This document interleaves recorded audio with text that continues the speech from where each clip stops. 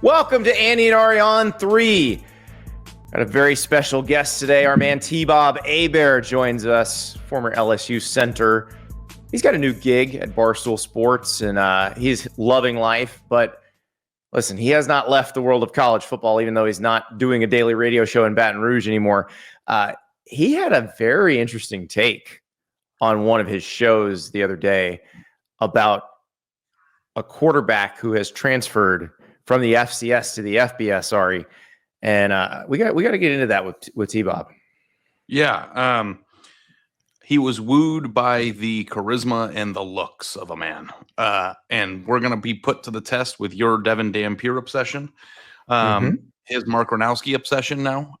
How much can you fall in love with a guy in the offseason?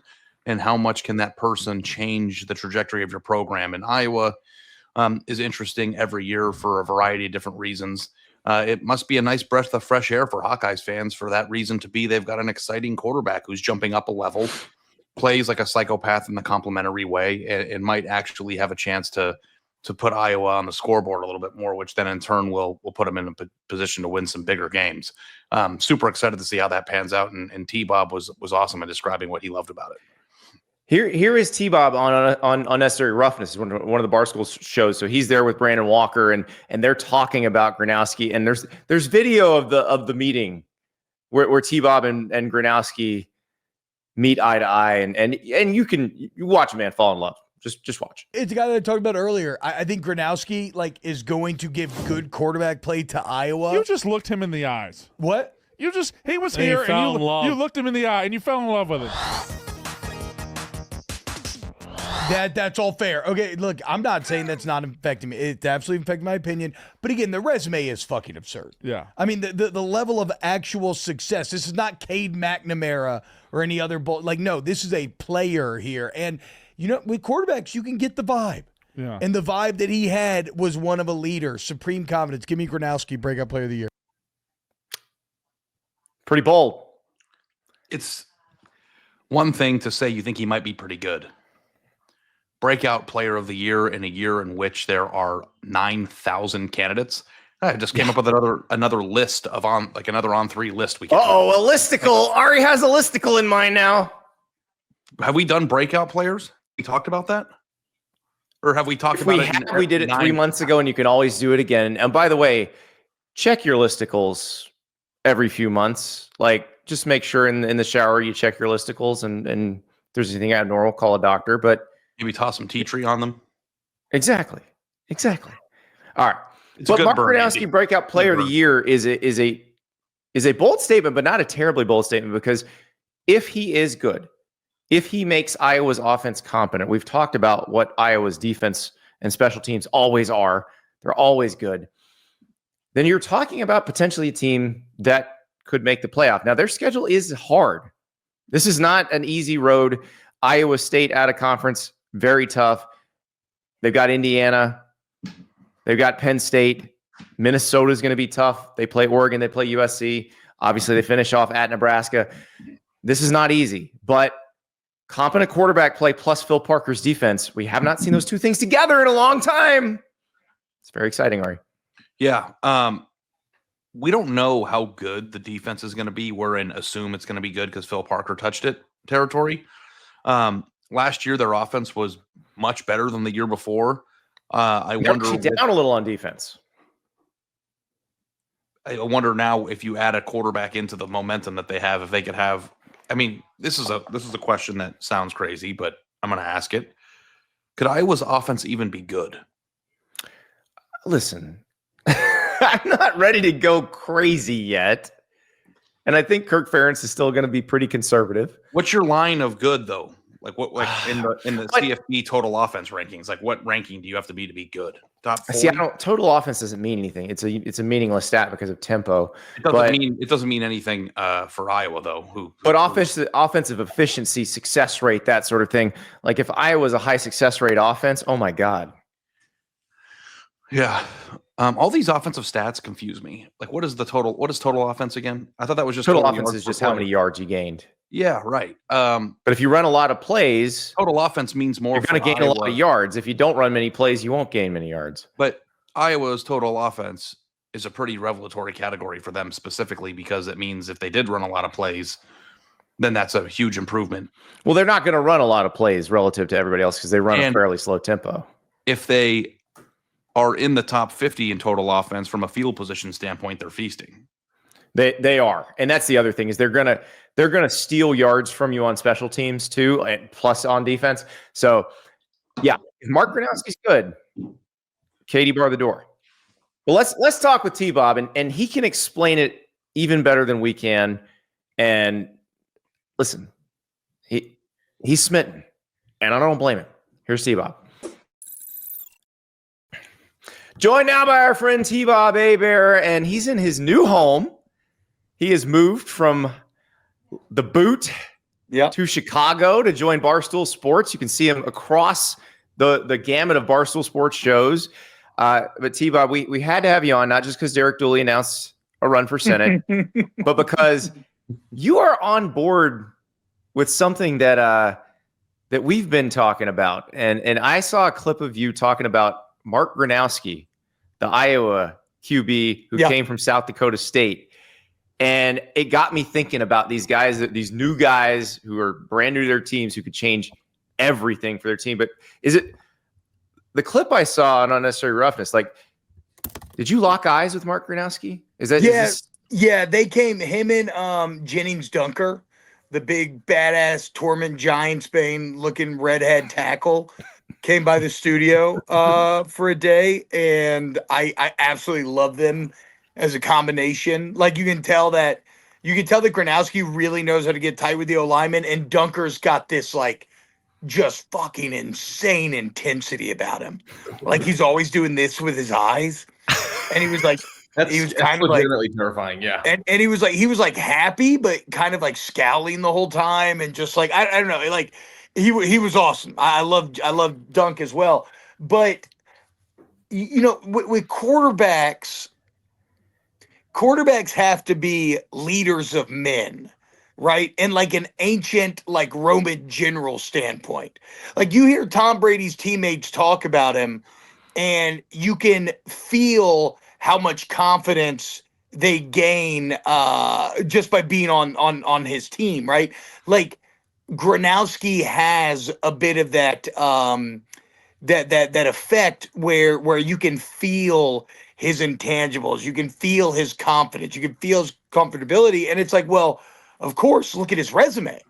A Walter Payton, which that's the FCS Heisman, right? Like, Walter Payton Award winner, 2-time national champion. He's something ridiculous, like 49-6 as a starter, or something absurd like that. And so this is not like Cade McNamara going to Iowa, right? A big high school player who just never quite panned out. Maybe this could be it. No, this is like a legitimate, proven guy trying to break the curse of Iowa quarterback. Now, the only problem is, even though this is what I'm being interested to see, last year, Iowa had a friendly schedule. They had an incredible defense. They actually had a better offense, but yet somehow they screwed it up. I read a crazy stat in Pick Six Previews. Iowa was 74-2 in games in which they had amassed a double-digit lead going into last season. They lost 3 such games last year. So they had a great opportunity last year. Now their schedule's harder. I think they faced 5 of the top 7 teams in the Big Ten. They missed the bottom 4. They lost a lot of guys defensively, but they got the quarterback. And so it's kind of going to be a fascinating commentary, I think, into like, even though on paper everything else looks a bit worse, could they be better just because they now have the most important position solved? Well, I feel like this is a perfect quarterback for you, because it's an interesting cross-section of like all of your interests. You know, you've got football, you've got the Roman times and battle. Yeah. You've got a curse that needs to be broken. Like, this could be like a screenplay that you could get after. You could sink your teeth into that one. No, I mean, I love the story. Also, he is very handsome. He is a very good-looking man. And honestly, that's another thing with quarterbacks. Rare is the great quarterback that's ugly, if we're just being completely honest. Yeah, what do you think? We do the same thing about head coaches. Yeah. We have head coach good-looking. Like Marcus Freeman. Yep. You know he's going to be successful. I mean, there's all kind of stuff with like presidential elections too, right? Where maybe we've, now that everybody that runs for office is just old as shit, like that's gone by the wayside. But it used to be a thing where like, being good looking definitely helped your chances. So I don't know. I'm fascinated to see again, can Gronowski finally give Iowa some semblance of like consistent good quarterback play. You don't see a lot of butt ugly quarterbacks because you have to be pretty attractive, like physically, to play the position to begin with, Yes. right? Yes. Head coaches and then successful ones get rich, and so even if you start ugly, you get good looking. You can get good looking. Right. You maximize as good looking as you can be. Who's the ugliest starting quarterback in the NFL? I feel very bad, but like this is mean.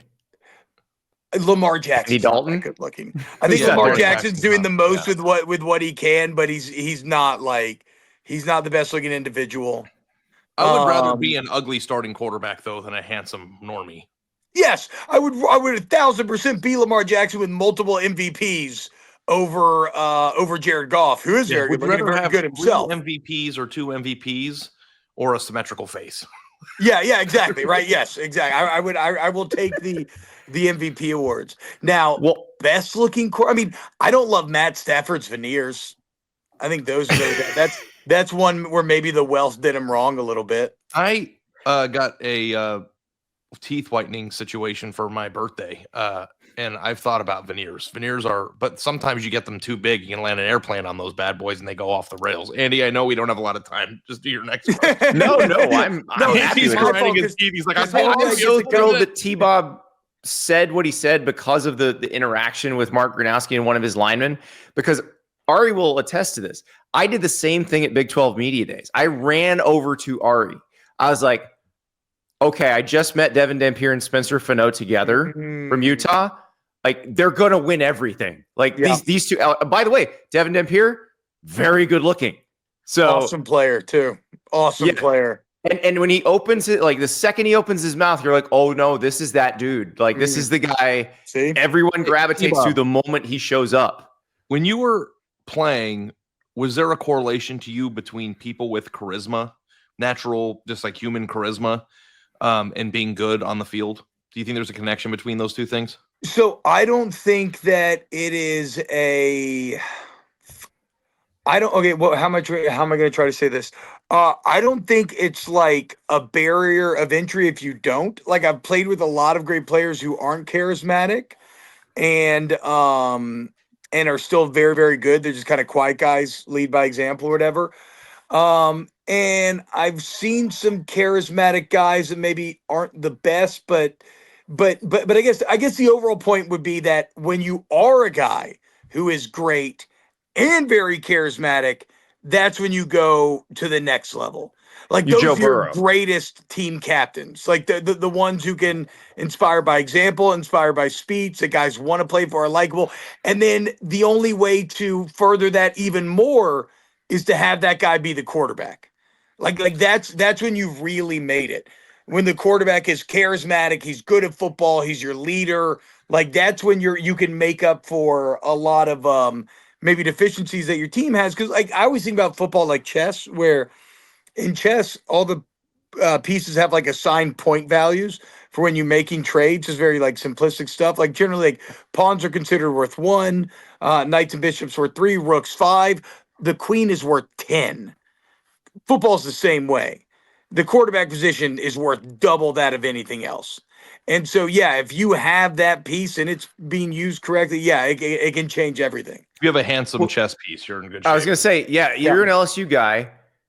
You just did a radio show in Baton Rouge for the last 10 years. Like, where is Nuss in that continuum?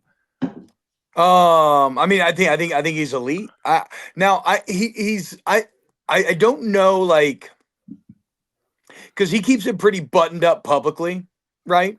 Like, he's not super taciturn or silent. Like, he'll kind of joke, I guess, a little bit with the media, but he's also not someone that you come away like, oh my God, like, that guy's hilarious. But it seems like the boys really like him. I mean, as a player, he's great. I love his growth last year, where, look, last year was his first year starting, even though he's an older player. And just by literal circumstance, that means that everything he went through, he was going through for the first time. So if I'm an LSU fan, what I'm taking a lot of heart in and what's making me feel good is, did Nuss struggle midseason? Absolutely. But it's how he bounced back from it.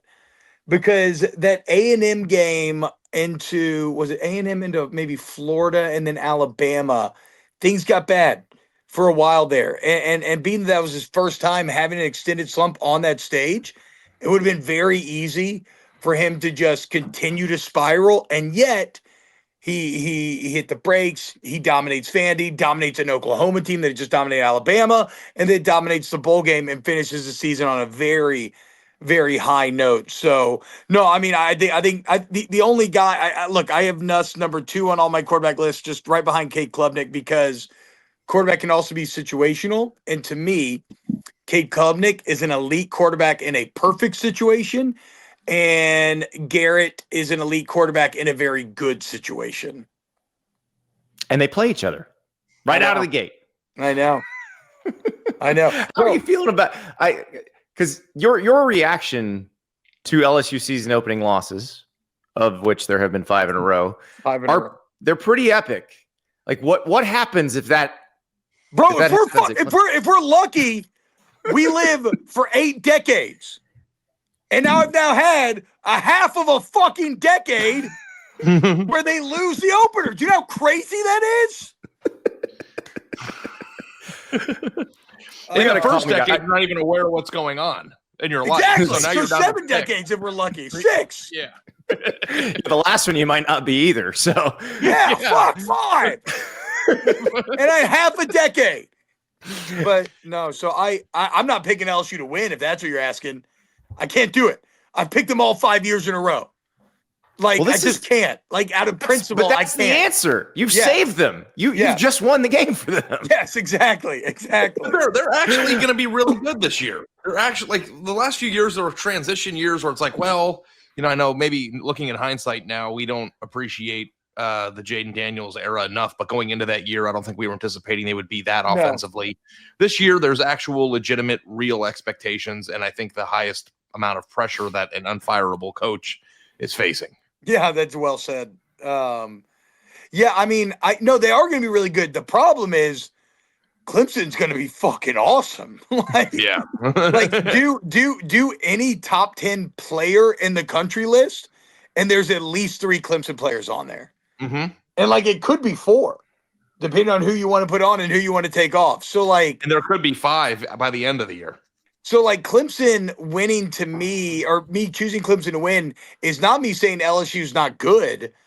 It's just combining their first game struggles with the fact that I think that Clemson is up there with it. Like, I think LSU's a playoff team. I think Clemson's a championship contender. T-Bob, I know you have a heart out, so I got to get into this. We actually booked you before this happened, but then it happened, and I was like, this is just the content gods showering praise upon us. Derek Dooley is running for the U.S. Senate in Georgia. Yeah. He was the coach on the opposite sideline in a game that I have heard you refer to as your favorite that you've ever played in. I will let you set the scene, but 2010 LSU Tennessee, can you take us through the final couple plays of that game? We have some visual aids too. Yeah. So, so it was LSU, it was Tennessee. They weren't any good. We were very good that year. I think we finished 11-2, ranked top 5, but they were awful. And we were about to lose to them. We actually scored on the very first play of the game, and then nothing after that. And so we get the ball back. I think we end up going, it's our last chance of the ball. I think we end up going on like an 18-play drive. But and in the middle of it, I started playing guard. In the middle of it, our center got hurt, and I switched to center, which is funny given how the story ends. But so basically, we're on the goal line. We have no timeouts. I think there's about 30 seconds left, and we call a running play.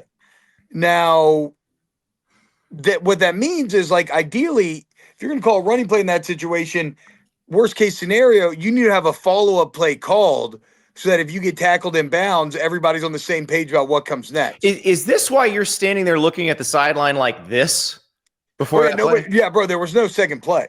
Yeah. All we had was zone read. I think it was zone read. And all we had was zone read and oh shit, was it? Sorry, I got distracted by a message. Okay, all we had was zone read. We had no follow-up play. So Jordan Jefferson gets tackled inbounds. Clock is running. Nobody has a play. Nobody knows what's going on. And then the coaches are all signaling different formations. The OC ends up calling, we're in like a power formation. He ends up calling for a spread. Like, I think we went from like 2 tights to like 4 or 5 wide with a running clock with under 30 seconds left. This helps explain what happens later, though. Yes. So none of it makes any sense. It's completely discombobulated, but thankfully everybody was looking to the OC. And so at least the personnel somehow got correctly on the field. Like we had 11 guys. But so Dooley sees the substitutions happen, and it's like it's like one of those 4D. It's like okay, how would I explain? Like he started to panic because he thought we were, instead of being discombobulated, he thought we were pulling like a next level strategy move. Like we had drilled this to death. This was all a part of the plan. And he was like, oh fuck, like I gotta match sub for sub. So then he runs more guys onto the field, but they don't run any guys off. That 4 guys run on for Tennessee and 2 guys run off. Yes. So but we don't know any of this because we're all like just focused on ourselves. We're fucking panicking. And we're lined up. Jordan's still looking at sideline play. I'm looking at the scoreboard.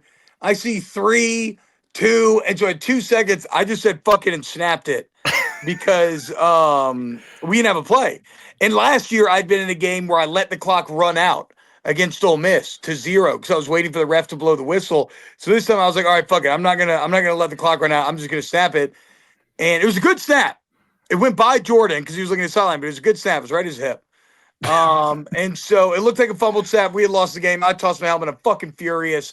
Well, it turns out Dooley thinking he's won the game, walking off the field. Oh, bro, I saw one Tennessee player do a full like round off backflip in front of my face. And I remember even through my and I was seeing red, even through my rage, I remember being like, holy shit, that was pretty cool.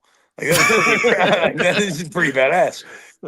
So I am like furious. All of a sudden, flags, 13 people on the field, and then it sets up it is football distilled down to its purest essence, because it sets up a 1 play from the 1 yard line. If you untimed, 0 seconds clock, if you score, you win. If you don't, you lose. Like, that's fucking awesome. And then we end up scoring. We and Les called his favorite play. Like that was it was power. We just ran power, of course. Bread and butter. Les what the fuck else Miles are we gonna run? Yeah, power toss, goal line power toss. That is LSU football of my era. So that was great and very embarrassing for Dooley. The ultimate Mad Hatter Dooley moment. Getting tracked down on the sideline by Les Miles for the handshake. Bro, it's so funny. It is the literal example of doing something so dumb that it ended up being smart. Like you ended up managing to make the other team, you acted so absurd that the other team had to match you in your absurdity, and I would have liked to see you guys go 4 wide without changing personnel at the goal line. That would have been great. Just bump out the tight ends. I still don't know. Yeah. Bro, the craziest thing is that we were in a legal formation. And also I don't know how you had 11 on the field, because your substitutions were just, or appeared to be just as discombobulated as theirs. And the best is the replay during, so they stop things. The broadcast booth realizes something's up. The game's not over. And you see the white hat ref, and it's a very quick call from the booth. He's like, 13 men on the field. He's like, too many men on the field, illegal participation. And then, so the broadcast goes to count. Let's count the guys. Like, that's just 11. And it was just 11 for Tennessee. And then you see, like, as you guys are running guys off, like 4 more LSU players run on the field. Somehow you got to 11. So 4 Tennessee players begin to run on the field. 4 Tennessee players begin to run off. No, I'm sorry. 3 Tennessee players begin to run off. Yes. 2 of them keep going. One of them gets to the hash mark and turns around and goes back as 4 more come on. So it was.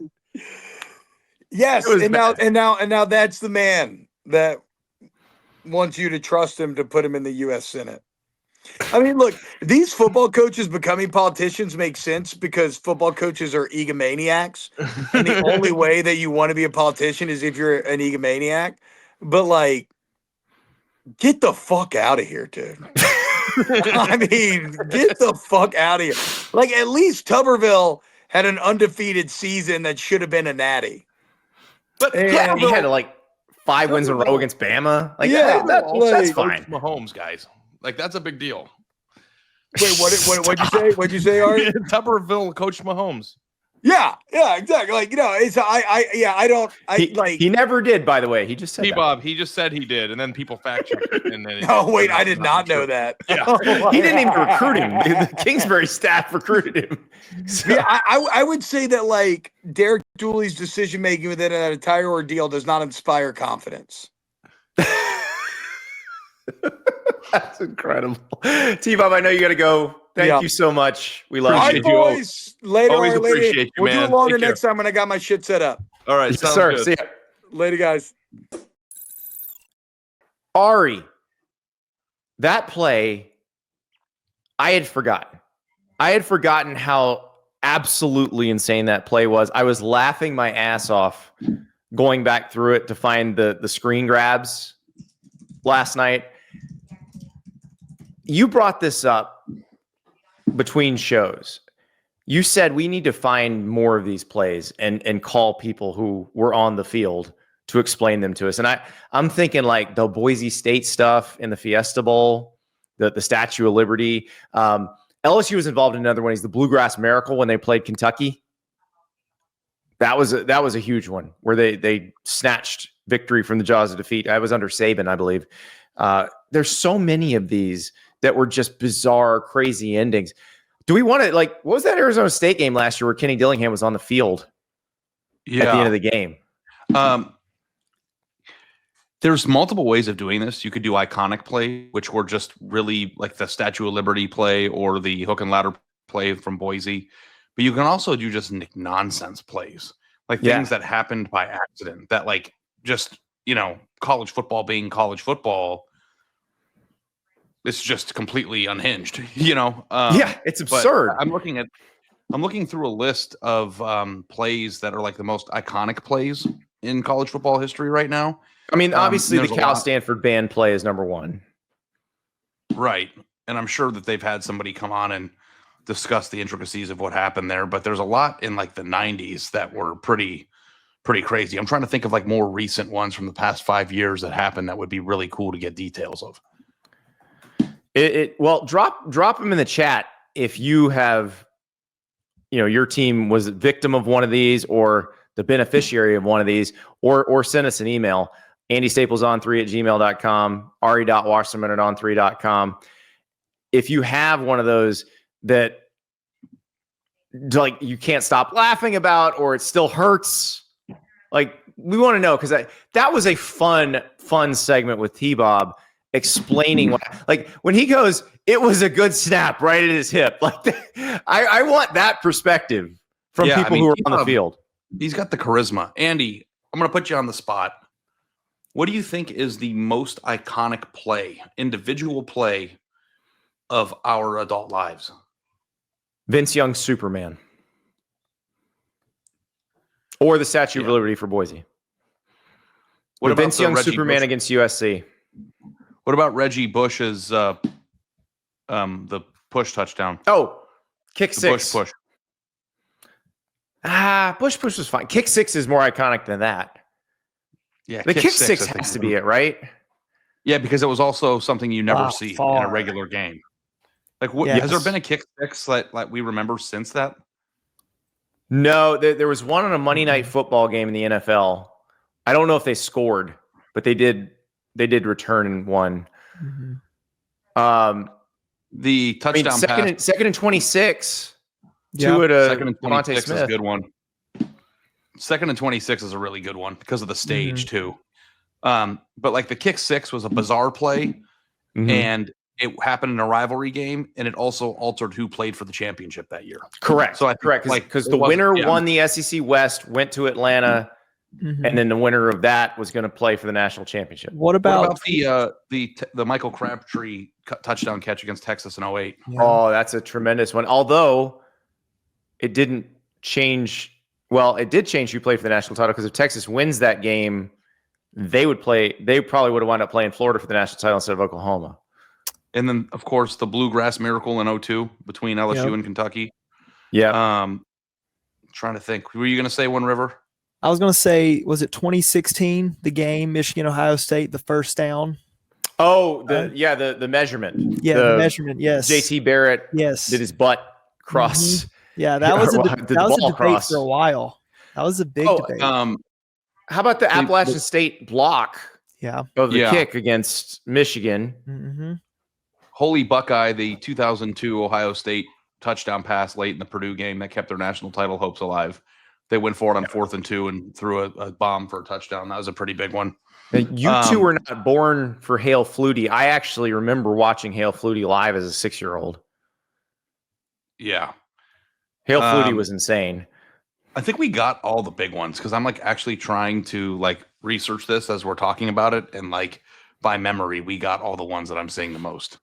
Yeah. I mean, the kick six, I think, because of everything, like 2nd and 26 was for a national title, but because the kick six happened in the Iron Bowl, was such a strange play, such an unusual play. I think that's got to be it. It would be my vote, just because I can't even think of other people who have returned missed field goals in the time since.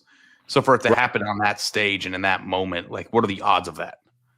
Like Chris Davis, does he get recognized every second because of that?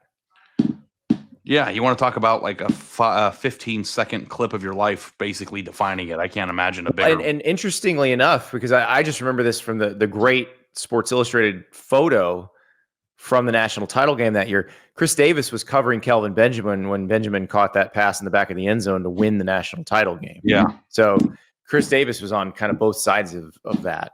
Yeah. That's right. I forgot about that. And Benjamin was just like way bigger and taller and longer. He was I mean, we thought he was like college Megatron all over again. Yeah. And then it did not work out in the NFL. But like, we have to come up and we need their, listeners' help. What about like weird plays that just happen like in the same vein as the one that we discussed with T-Bob? Yeah, because that Tennessee LSU game really didn't have a huge impact on the grand scheme of that season. It was just incredibly bizarre.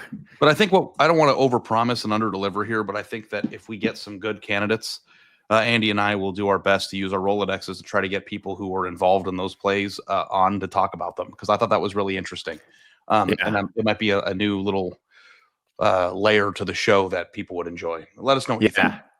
I love it. So yeah, give us your ideas, because I guarantee you, all of you in your memory banks have a player or two that was bananas that maybe everybody else has forgotten about that we'd love to unearth. Because honestly, I had not thought about the 13 men on the field LSU Tennessee play until Derek Dooley announced he was running for Senate. Yeah, like what were the most successful broken plays? I mean, back to Auburn, the Cam Heisman moment play where he has the run against LSU. Mm-hmm. I still think that's one of the more amazing plays I've ever seen. I don't know if that is on the level of the stuff we're talking about, but I've always been fascinated by that play, because can you win the Heisman in one play? No, but when you have that as the lead to your highlight package, it's hard to lose it. Yeah. How about Johnny Manziel dropping the ball and then picking it up and throwing to Ryan Swope against Alabama? Yeah. That's definitely one of them. I know it's kind of recent, but the touchdown pass that Jalen Hurts had in the Iron Bowl 2 years ago to Bernard. You mean Jalen Milroe? Jalen Milroe. What did I say? Jalen Hurts. And not Bernard wasn't playing for Alabama yet. It was Isaiah Bond. Jalen Milroe to Isaiah Bond. Sorry. Yeah. We should probably just edit that out and start over so the South. It's funny because we have the kick six, and like in any other rivalry, that Jalen Milroe, because 4th and goal from the 31 or the 28 is. I'm forgetting a big one too. It was past the 20. I'm forgetting another one, Andy. The surrender Cobra play, the blocked punt in the Michigan game, and back in 2000. Oh, that's right. Trouble with the snap. Yeah, where he bobbled it and they returned it for a touchdown to win the game. The Clowney, I guess this is just a crazy play, but the Clowney hit on Michigan in the backfield in the bowl game. So I was at that game. I was in I covered the Outback Bowl. This was back when I had the full weight of the SI travel budget and I could go wherever I wanted to. So New Year's Eve, I had that incredible Clemson LSU Taj Boyd Peach Bowl where Clemson ran like 111 offensive plays and the LSU players were cramping in the tunnels after the game and they were so tired. And I got on a plane the next morning. I land in Tampa. I go straight to the stadium, and it's the Outback Bowl, so you get steaks and bloomin' onions right at your seat. And so I'm munching away, and you're just watching that game. And so, do you remember what happened immediately before the Clowney hit on Vincent Smith? Mm-mm. So they had a measurement on the sideline. It was actually on the South Carolina sideline. Oh yeah, they gave him. Did Michigan make the first down or not? And they didn't, very clearly didn't make the first down. And the ref's like, first down. And so, and you don't want anything bad to happen to Vincent Smith, but that is the ultimate ball don't lie play. And I have never, because I respect the don't cheering in the press box, and it wasn't cheering. When that hit happened, when Jadeveon Clowney hit Vincent Smith, I just jumped up and went, oh! And that's not even cheering. That's just human reaction. Everybody else in the press box did the same thing. And I'm trying to figure out what, after the game, because you write your game story after the game, you interview players, write the game story. And I'm talking to different people, trying to figure, because South Carolina had a last second drive to win that was really interesting. Dylan Thompson came in and won them the game. But I'm like, you know what? Nobody's going to talk about anything but that hit. So I end up writing my whole column on the hit. Talk to everybody involved, except I don't think they made Vincent Smith available. But the Michigan offensive lineman, Clowney, the other South Carolina defensive lineman, it was just wild. Was that the single most menacing hit you can remember watching in real life? Yes. It's the one where you just are praying the person's okay. But it wasn't just the hit. It's the way Clowney then scoops the fumble, I believe with his non-dominant hand, one-handed, and picked it. And I think if it was the NFL, that he could have gotten up and run with it. And he probably would have scored a touchdown. Yeah. Man. One more, Andy. Okay. The 8 lateral Miami win over Duke. Yes. 2015. Yes.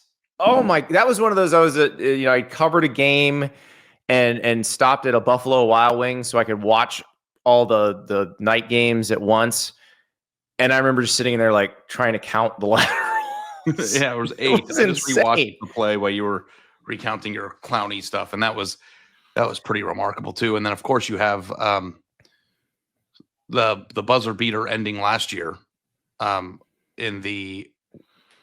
it was Miami game. Miami got bailed out against Virginia Tech. Virginia Tech, yeah. Right.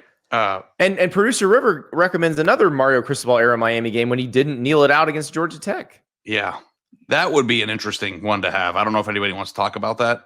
It's probably too fresh. We need to wait 5 years on that one. Yeah. But has Mario ever even discussed what happened there? Yeah, he did. He took the blame for it. Yeah. So what are you supposed to say at that point? But yeah, there's so many, and I can't wait to see what everybody's suggestions are, because the most ironic part about that play was it wasn't even a fumble.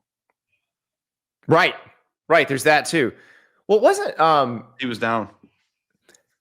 there was another play in the NFL when Herm Edwards, when he played for the Eagles, scooped up the fumble to win that game. Like that's the one that brought taking a knee into the NFL. Yeah. Because I guess before you weren't manly. If you took a knee, you just kept running plays. So like but yeah, I just remember yelling at my TV because I was home watching that Miami Georgia Tech game. You should write a column about how if you take a knee, you're soft. Oh yeah. This is I'm just channel my grandfather. Yeah. If you don't smoke cigarettes and take knees, then run plays when you won the game. You're the man. Yeah. I mean, America was at its peak when people were smoking darts on the sideline at halftime, right? Like, I don't know. Wearing a suit, smoking a cigarette, and not taking knees. Yeah. That was football. Yeah, man. Just everyone, America is just so soft. When men were men. That's right. All right. I get pedicure. All right, we have some very interesting numbers that we need to go over.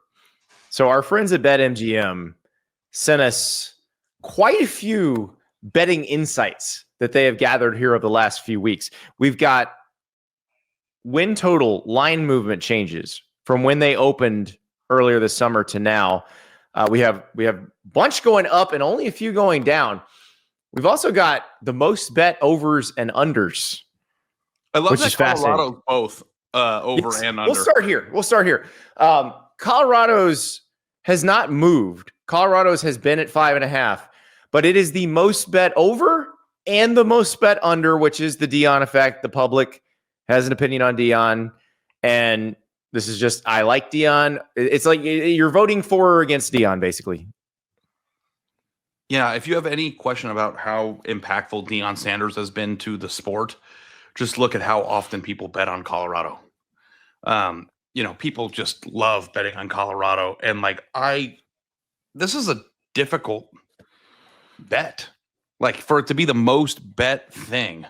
Like, are you certain of either of those things? Like, you and I. No, 5.5 is right about where that number should be, not knowing what their quarterback situation is going to be necessarily. Like, I don't think they're going to fall off the table, but I don't think they'll be as good as they were when they had Travis Hunter and Shedeur Sanders. I know, but 6-6 seems like a pretty safe bet to me. I would take the over on that. Is it? I don't know. Is it not? The Big 12's so evenly matched. That's what makes it great. They don't have any games they're 100% going to lose. But they also won't 100% win them. I mean, Georgia Tech's a pretty tough opener. They get it at home. In Delaware, Wyoming, those are their other non-conference. There's what? How many games on the schedule can you say are absolute wins? Delaware. Probably you Wyoming. almost said Wyoming. I wouldn't say that. Okay, I won't say Wyoming. Would you say Arizona? Probably, yeah. Okay. But I wouldn't say that for Houston, BYU, TCU, Iowa State, Utah, West Virginia, Arizona State, or K-State. But I would not consider those absolute losses for Colorado either. Sanders, I don't know how to say this without coming across as insensitive, but I'm just going to say it and just trust that I'm not being insensitive. How much of the discombobulated offseason as Deion Sanders has gone through his health stuff scares you in terms of how on the same page they're going to be? Not at all or a little? Not really, because I do think if you look at the way that staff handled last year, I thought they were pretty good. It seems like they're a pretty good staff. Like I'm not that worried about that. I was going to say, hasn't Deion Sanders at least garnered some respect from the general public that he actually knows how to assemble a team that's pretty well coached? Yeah, I think so. The over-under bets in his first year where it's like, oh, this is just a clown show. We have a mega personality who just has no real coaching experience at this level. His only qualification for being Colorado's head coach is being famous. And now I think he's put enough on tape on the field to know that he's going to play functional, disciplined football. The under is just oh, they suck. Is I don't know that I would feel it could hit. But the under, I'm not thinking 5-7 is not sucking necessarily in the Big 12.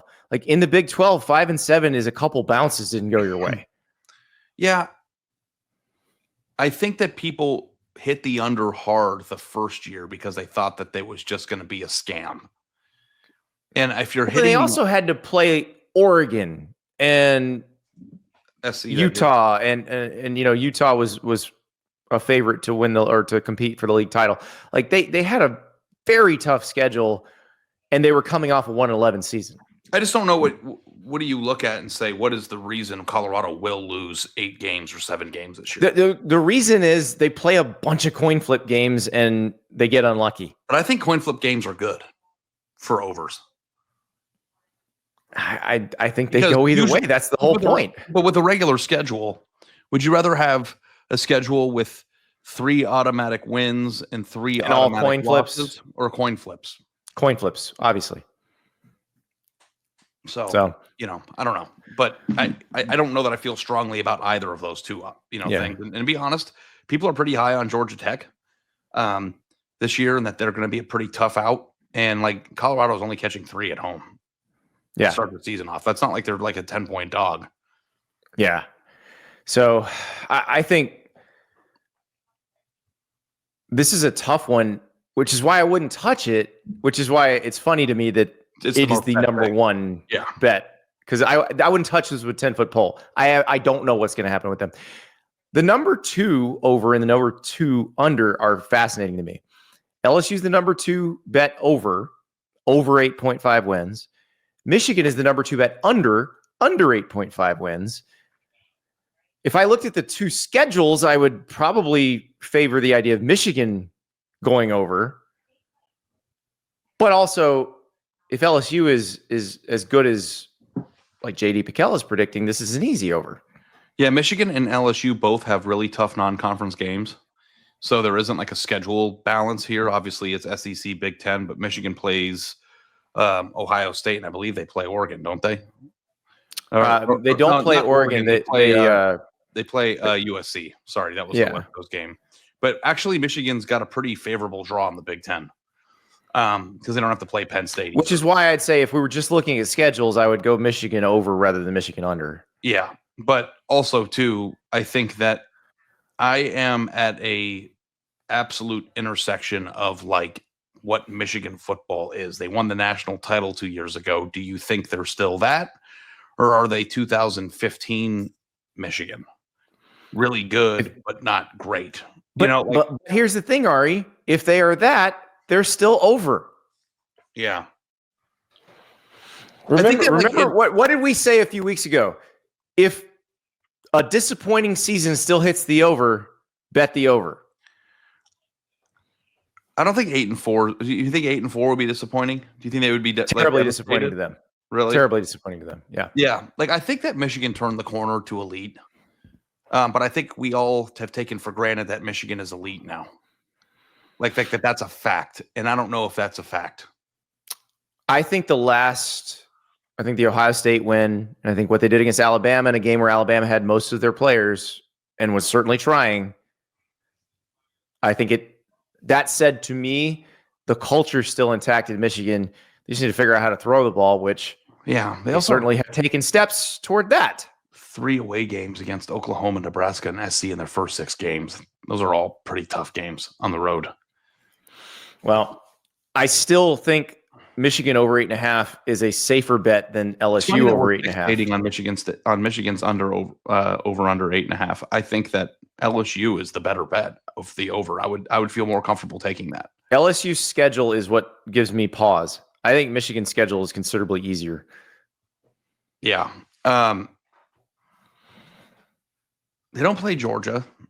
They're both at OU. LSU's at Clemson to start the season. Florida game's a must-win for both teams, so it's the intensity is going to be crazy. We both agree at Ole Miss is going to be harder than people think. They have 4 automatic. South Carolina coming for revenge. Texas A&M beat them last year. Alabama crushed them last year. Yeah, 4 automatic wins. And then I think they'd have to get 5 other ones. But yeah, so they have to win 5 more. Yeah. So you have to go 5-3 against Clemson, Florida, Ole Miss, South Carolina, Texas A&M, Alabama, Oklahoma. And Vanderbilt. I didn't give them that as a guaranteed win. Well, that's fair. That's fair.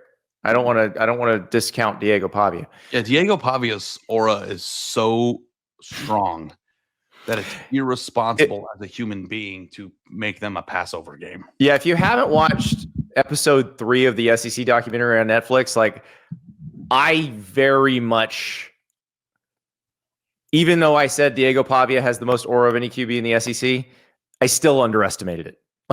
Because you get the full picture of it when you see them practicing before Alabama and then beating Alabama. You also have been very humble about how much you've appeared in this documentary. I mean, I just talked and they picked what they picked. The whole thing.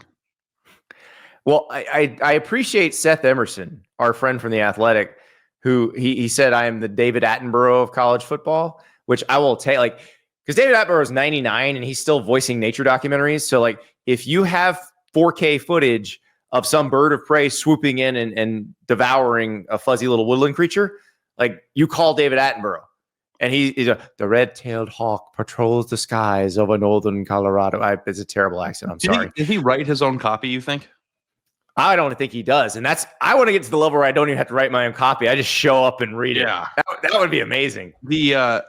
It is kind of crazy to know that, like, if my life depended on it and you asked me who David Attenborough or whatever his name was, like 5 minutes ago, who that was, that, like, I would have zero idea who that is. But then the second, but if you heard his voice, you'd be like, I know that's the guy who does all the nature documentaries. But like, he is so iconic in his role as the nature guy that all you have to do is, like, watch 1 minute of any clip of any nature documentary ever made, and it's like, it's that guy. And, like, now I know who that guy is. Yeah. So if casting directors, if you would like me to be that person for college football, I am open to it. So you just let me know.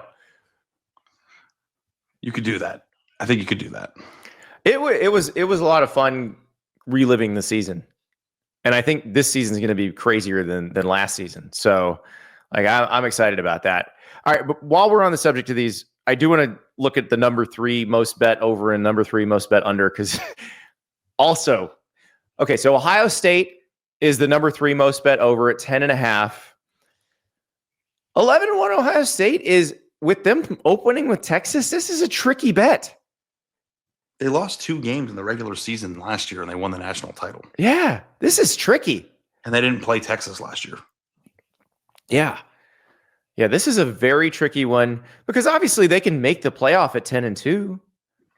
Do you think they will lose 2 of the 3 to Texas, Penn State, and Michigan?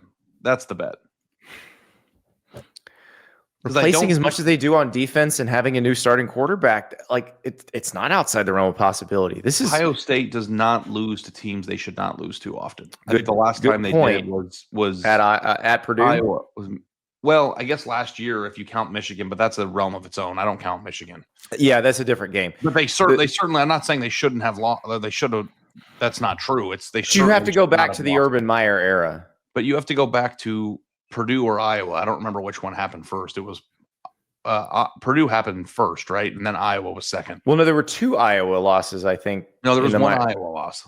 Okay, then no, the Purdue one was second. The Iowa one was first. Yeah. So whichever one of them was second, that was the last time they lost a game that they shouldn't have to a Big Ten team like that. So, and I don't know, they didn't play Washington back then. You know, like there's other teams. Washington's tricky. Yeah. And that's early in the season. Like, I don't think Ohio State's going to go 1-2 in those games. So I like the over. When you go back and you tell me that last year's team, and obviously I watched it, I know this happened, but like, now that my mind is processing that last year's team went 10-2 in the regular season, and now I look at the schedule and I'm like, okay, this is not a safe bet. This doesn't feel. I'm just trying to think about how it would have to play out. If they started off 0-2 against Texas and Penn State and then lost to Michigan, that would be an absolute disaster of a season for them. But the thing is, 0-2, that 0-2 loses your bet already. Oh, you're right. They can still make the playoff. You're right. But you've lost your bet.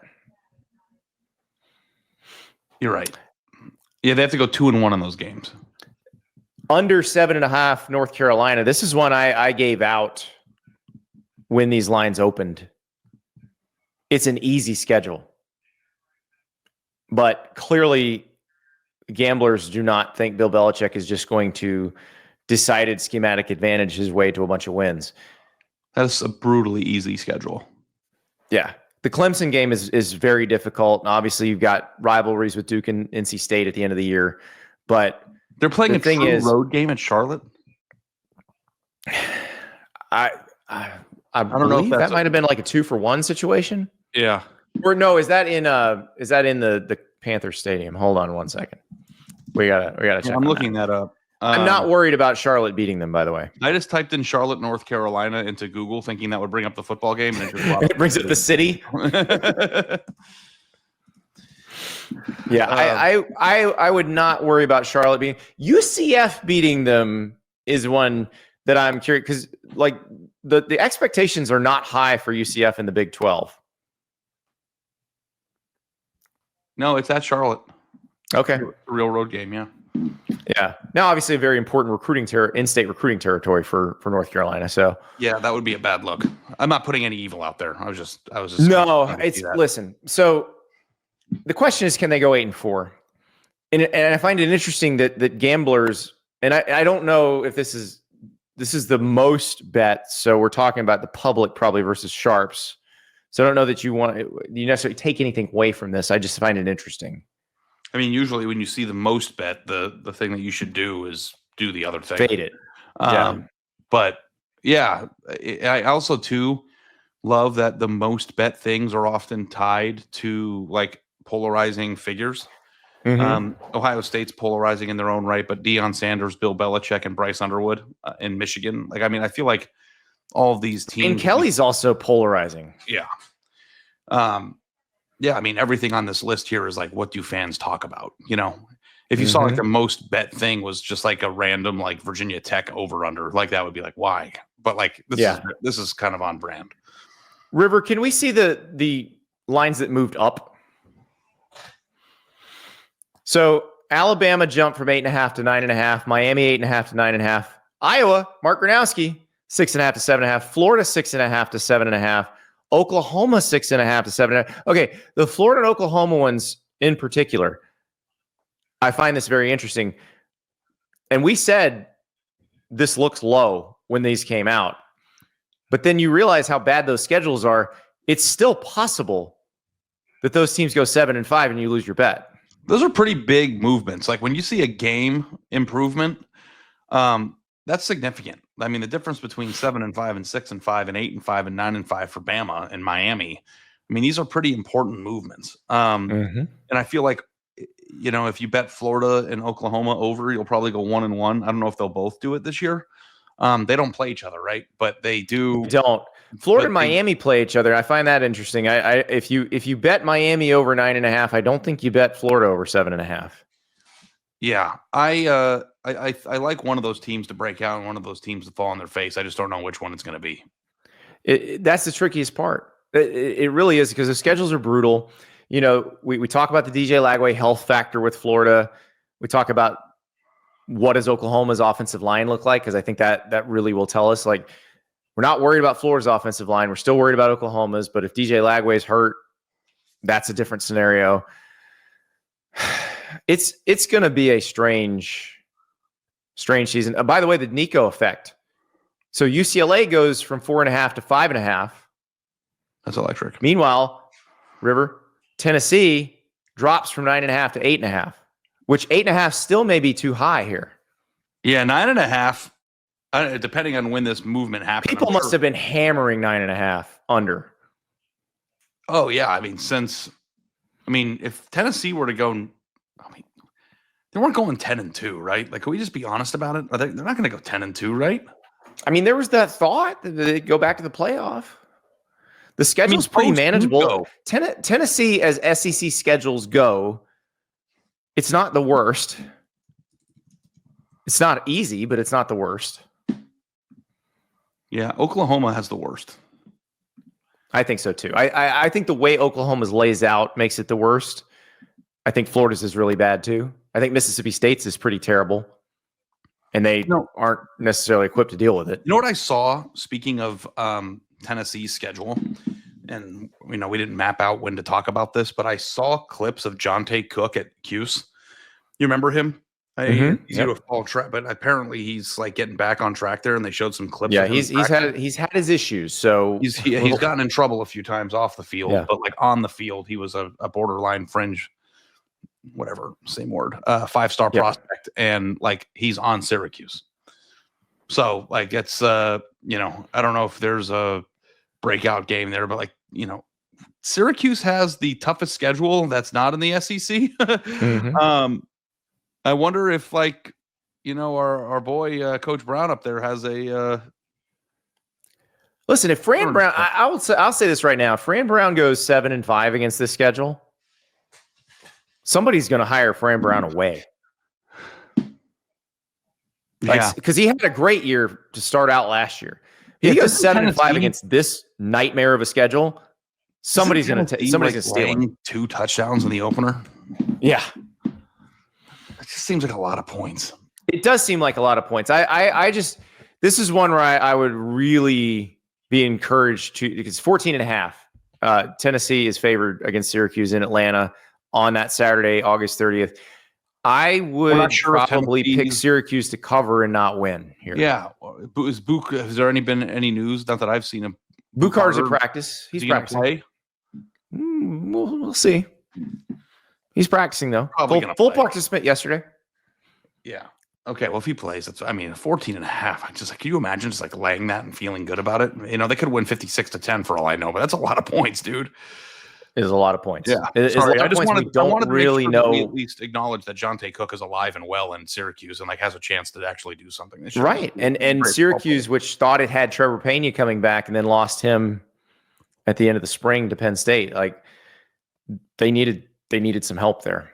Yeah. So this is every time we get these and we dig into these schedules, I get more pumped for what's coming, Ari. We're not far now. We are not far. No, we're close, I would say. There's a football game in 2 weeks, isn't there? 2.5. Yeah. So Farmageddon. Actually, another week 0 game that we haven't talked about at all that I think is really interesting. Well, at least I hope it's interesting. Fresno State, Kansas. That's after Farmageddon. Fresno State at Kansas. We get to see Jalen Daniels.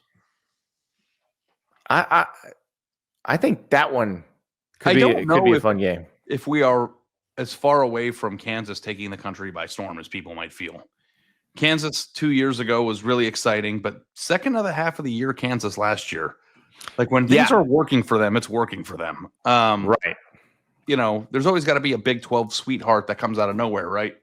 That's right. And this could be yours this year. Again? I don't know. Yeah. Daniel Highshaw, by the way, I love watching him play. He's the running back who just obliterates. He's 5'10", 220. He's a cannonball, essentially. He just obliterates people. And I don't just mean when carrying the ball. I mean when he's blocking as well. So just jot it down in the back of your mind. Week 0, there's more to watch after the game in Ireland ends.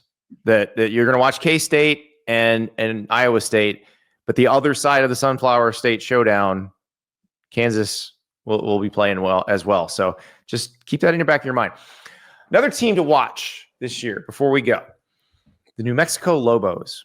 So Jason Eck is a guy that I've been following for a long time throughout his career. He's a former Wisconsin offensive lineman.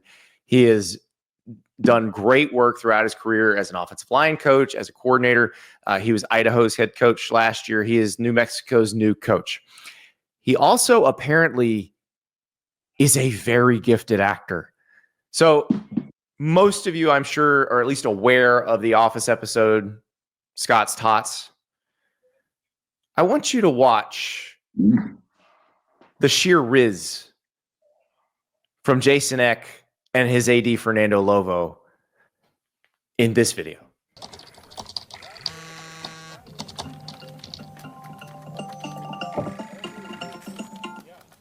Hey, Coach, what's going on? Hey, I just ran into the biggest Lobo fan I ever met.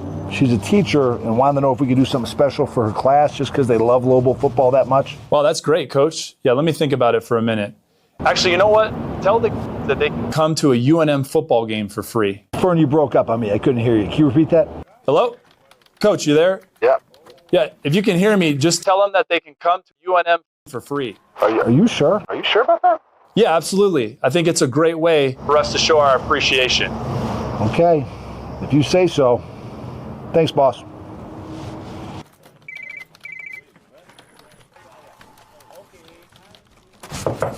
Hey, Fern. Hey, Coach, what's going on? I just had to tell you, man, I think it's so awesome that you're going to give free tuition to all those kids. I mean, the press is eating it up. You're going to be a hero in this town. Wait, what, Coach? Excuse me, that's not what we agreed to. I told the teacher, just like you said, that all those kids are going to get free tuition to UNM, to come to UNM. That's what I told them. Coach, I said free tickets to a game, not free tuition. I've made some empty promises in my life, but hands down, that was the most generous. We got to get this fixed. Boys and girls of Lew Wallace, we are so incredibly excited to introduce Coach Jason Eck.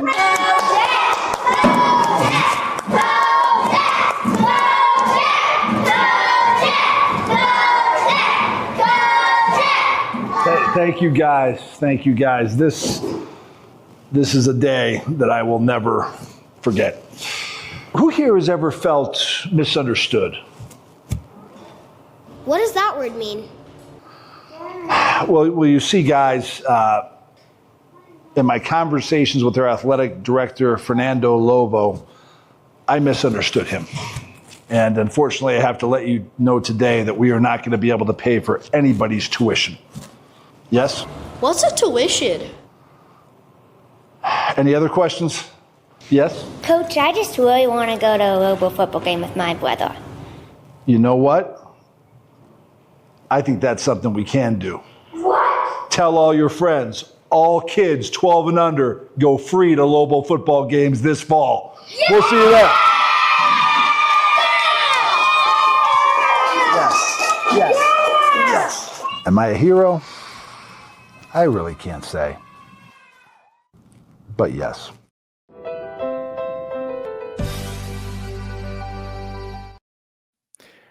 Yes, Jason Eck. That is spectacular. I texted Coach Eck and his AD, Fernando Lobo, after this and said, congratulations on becoming the greatest comedy team in college sports. Fernando Lobo said that his only regret is that he now has to write into Jason Eck's contract that he gets a bonus if he wins an Emmy. So, but the guy can coach some football too. So just keep your eyes on Albuquerque. Just a little hint for the coming season. Another hint, come back tomorrow. We got a fresh episode. We'll celebrate Thursday as we always do. We'll talk to you then.